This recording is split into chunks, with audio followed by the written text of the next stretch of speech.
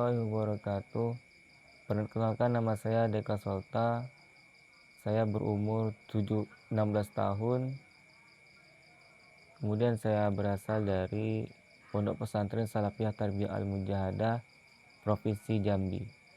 Saya akan membacakan kitab karangan Imam Al-Mawardi yang berjudul Ahkamus Sultaniyah halaman 15. Baiklah. Bismillahirrahmanirrahim. Al-babul awwalu, adapun bab yang pertama, fi aqdil imamati, menjelaskan tentang pengangkatan kepemimpinan.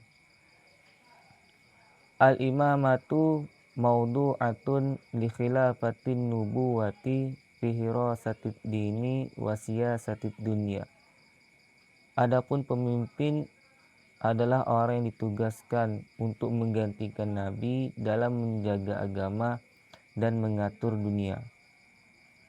Wa aqduha, dan adapun pengangkatan dalam hal kepemimpinan, lima yakumu biha fil ummati wajibun bil ijma'i, terhadap orang yang memiliki kredibilitas atau mampu dalam menjalankan tugas, itu dihukumi wajib secara konsensus para ulama.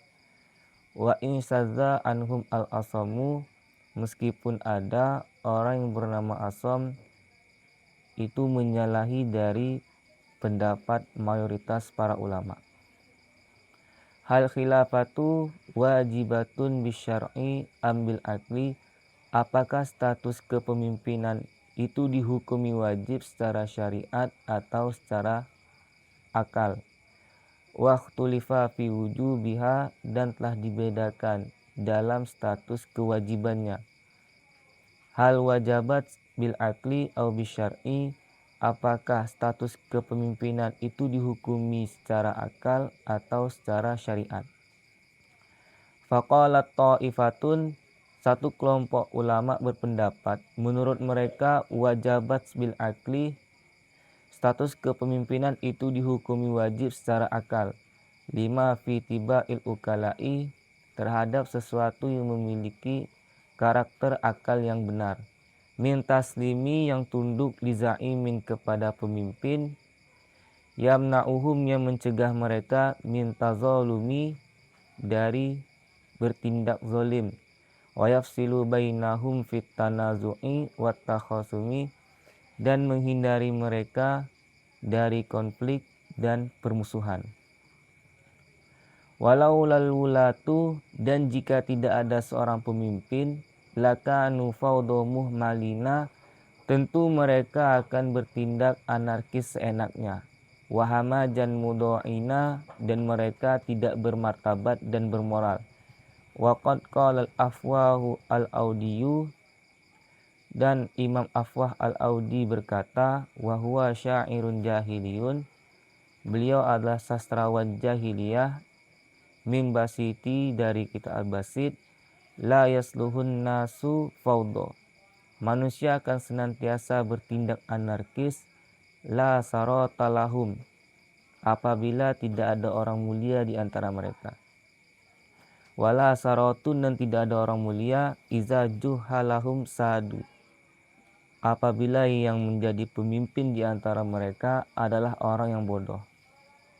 Wa qalat ta'ifatun ukhra, dan satu kelompok ulama yang lain berpendapat, bal wajabat bisyar'i dunal akli, status kepemimpinan itu dihukumi wajib secara syariat, bukan secara akal.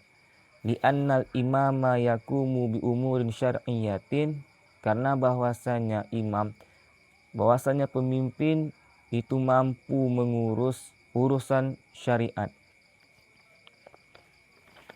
Qad kana mujawwazan fil akli, meskipun akal tidak menganggap, allayyaridat ta'abbudu biha, bahwa akal tidak menganggap dalam hal pengangkatan pemimpin itu bernilai ibadah.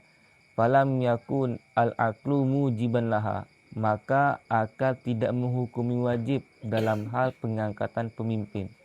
Wa innama, dan hanya saja, aujabal aqlu, akal menghukumi wajib, ayyamna'a kullu wahidin nafsahu minal uqala'i antazalumi wat taqatu'i, bahwasanya setiap seseorang yang memiliki akal yang benar itu menghindari dirinya dari kezaliman dan disharmonisasi. Wa ya'khudha bi muqtadal adli fit tanasufi wat tawasuli, dan hendaklah bersikap adil dalam memberikan pelayanan dan menjalin hubungan. Fayatadabbaru bi aqlihi la bi aqli ghairihi. Kemudian dia dapat mengatur dengan akalnya sendiri tanpa dengan akal orang lain. Walakin, dan hanya saja, ja'a syar'u, syariat itu datang bitafwidil umuri, dengan menyerahkan segala urusan ila walihi fid dini, kepada orang yang memiliki kewenangan dalam agama. Qala Allahu azza wa jalla, Allahu azza wa jalla berfirman, ya ayyuhallazina amanu, wahai orang-orang yang beriman, atiullaha, taatilah Allah, wa atiur rasula, dan taatilah Rasul, wa ulil amri minkum, dan ulil amri di antara kalian. Surah An-Nisa ayat 59. Fafaradu alaina, maka Allah telah mewajibkan kita ta'ata ulil amri fina, untuk taat kepada pemimpin. Wahum al-a'immatul muta'ammiruna alaina, dan mereka adalah orang yang mengatur kita. Warawa Hisham bin Urwata an Abi Salihin an Abi Hurairah anna Rasulullah sallallahu alaihi wasallam qala.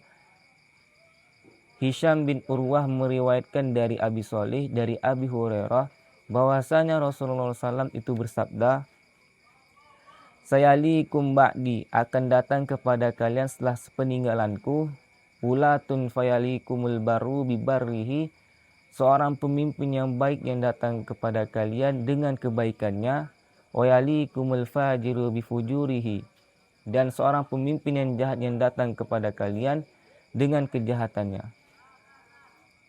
Fasma'u lahum, maka dengarkanlah mereka, wa ati'u, dan taatilah mereka. Fi kulli ma wafaqal haqqa, apa saja yang sesuai dengan kebenaran. Fa in ahsanu, maka jika mereka berbuat baik, falakum walahum, maka kebaikan tersebut akan menjadi milik kalian dan mereka. Wa in asa'u, dan jika mereka berbuat jahat, falakum wa alaihim, maka kejahatan tersebut akan menjadi milik kalian dan mereka. Baiklah, setelah saya amati, setelah saya baca dalam pembahasan yang membahas tentang pengangkatan seorang pemimpin, adapun penjelasannya, Imam Mawardi mengatakan pemimpin itu adalah orang yang dibebani tugas untuk menggantikan Nabi dalam menjaga agama dan mengatur dunia. Dalam hal ini, karena pemimpin itu adalah li khilafatin nubuwah, pengganti Nabi. Artinya seorang pemimpin harus menjadikan Nabi itu sebagai role model, sebagai contoh dalam menjadi sosok pemimpin. Misalkan, Nabi itu memiliki sifat sidik, Nabi itu jujur, Nabi itu integritas dalam hal apapun. Nabi itu akan mengatakan sesuatu sesuai dengan kebenaran. Nabi itu tidak korupsi. Kemudian, Nabi memiliki sifat amanah, Nabi itu dapat dipercaya. Artinya Nabi itu akuntabilitas dalam menjalankan tugasnya sebagai sosok pemimpin. Nabi itu mengerjakan tugasnya sesuai dengan bidangnya. Setelah itu Nabi itu memiliki sifat tabligh, menyampaikan. Dalam hal menyampaikan, seorang pemimpin harus memiliki komunikasi yang baik dan mampu memilih kosakata yang baik dalam menyampaikan aspirasinya kepada seorang masyarakat agar tidak terjadi ketersinggungan terhadap masyarakat. Hal ini yang terjadi di negara kita beberapa tahun terakhir ini. Kemudian yang terakhir, Nabi itu memiliki sifat patonah. Artinya seorang pemimpin, pilihlah pemimpin itu yang memiliki ilmu pengetahuan yang bagus agar dia dapat mengatur negara ini sesuai dengan ilmu yang ia miliki. Maka 4 sifat yang dimiliki Nabi itu harus diimplementasikan kepada pemimpin saat ini. Harus dipraktekkan agar menjadi seorang pemimpin seperti Nabi. Kemudian Imam Mawardi mengatakan orang yang berhak menjadi seorang pemimpin adalah orang yang berhak menjadi seorang pemimpin secara konsensus para ulama, secara kesepakatan para ulama, adalah orang yang memiliki kredibilitas atau kemampuan dalam menjalankan tugasnya sebagai sosok pemimpin untuk mengatur negara. Kemudian apakah status kepemimpinan itu dihukumi wajib secara syariat atau secara akal? Di sini terjadi berbeda pendapat ulama. Pendapat yang pertama mengatakan itu dalam status kepemimpinan itu dihukumi wajib secara akal. Karena ketika orang yang memiliki akal yang benar, ketika dia melihat seseorang yang tidak melakukan tindak yang zalim, kemudian tidak ada konflik dengan siapapun dan tidak ada permusuhan dengan siapapun, maka akal itu akan tunduk kepadanya. Sedangkan menurut syariat, dalam hal status kepemimpinan itu harus sesuai dengan tuntunan Al-Quran dan hadis.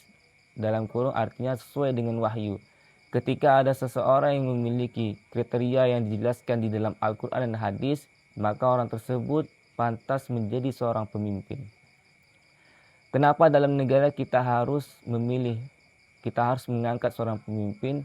Tujuannya untuk menjaga kestabilan negara sesuai apa yang dikatakan oleh Imam Afwah Al-Audi di dalam syairnya. Beliau mengatakan, manusia itu akan senantiasa bertindak anarkis ketika tidak ada orang mulia di antara mereka, dan dikhawatirkan nanti yang menjadi sosok pemimpin di antara mereka adalah orang yang bodoh. Artinya tujuannya adalah untuk menjaga kestabilan negara, makanya diadakanlah pengangkatan seorang pemimpin. Kemudian apa yang menjadi perbedaan di antara akal dan syariat? Jawabannya adalah akal itu berdasarkan dengan pengamatan. Ketika akal itu melihat seseorang yang tidak melakukan tindak yang zalim, disharmonisasi, kemudian dia berlaku adil dan dalam memberikan pelayanan dan menjalin hubungan, maka dia akan dapat mengatur dengan akalnya sendiri tanpa dengan akal orang lain. Sedangkan menurut syariat harus sesuai dengan tuntunan Al-Quran dan hadis. Dan syariat itu menyerahkan segala urusannya kepada orang yang ahli di dalam bidangnya. Sesuai dengan firman Allah dalam Al-Quran, ati'ullaha wa ati'ur rasula wa ulil amri minkum. Taatilah Allah, taatilah Rasul, dan taatilah ulil amri di antara kalian. Maka Allah telah mewajibkan kita untuk taat kepada seorang pemimpin, karena mereka lah yang mengatur kita di dalam negara kita. Meskipun nanti pemimpin itu zalim, kita tetap wajib untuk tunduk kepadanya. Sesuai dengan hadis Nabi, Nabi mengatakan di dalam hadisnya, nanti akan datang seorang pemimpin yang baik kepada kalian dengan kebaikannya, ataupun sebaliknya, ada seorang pemimpin yang jahat yang datang dengan kejahatannya. Setelah itu mungkin ada beberapa poin yang tidak ditulis oleh Imam Wardi di dalam kitab ini. Yang menjadi masukan dari saya adalah ketika kita memilih pengangkatan atau mengangkat seorang pemimpin, yang harus dievaluasi dalam hal ini adalah jangan terjadi krisis kepemimpinan. Yang pertama, jangan terjadi krisis agama.